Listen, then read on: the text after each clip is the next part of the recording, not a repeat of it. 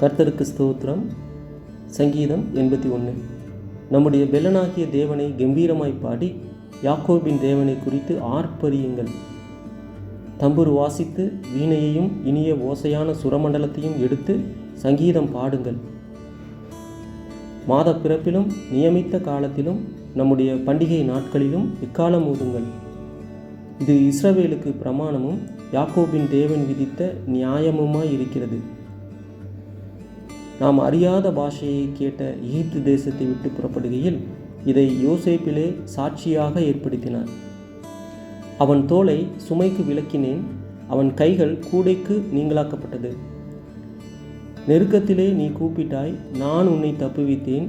இடிமுழக்கம் உண்டாகும் மறைவிடத்திலிருந்து உனக்கு உத்தரவு அருளினேன். மேரிபாவின் தண்ணீர்களிடத்தில் உன்னை சோதித்து அறிந்தேன்.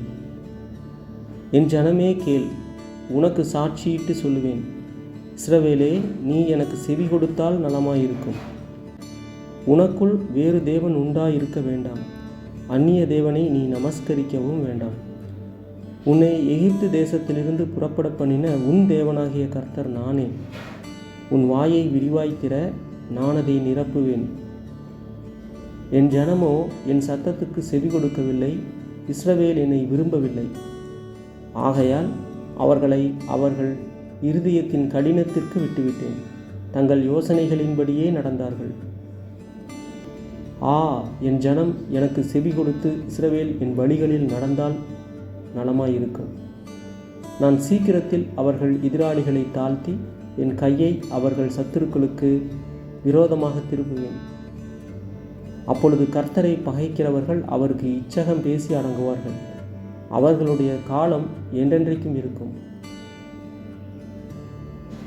உச்சிதமான கோதுமையினால் அவர்களை பூஷிப்பார். கண்மலையின் தேனினால் உன்னை திருப்தியாக்குவேன். ஆமென்.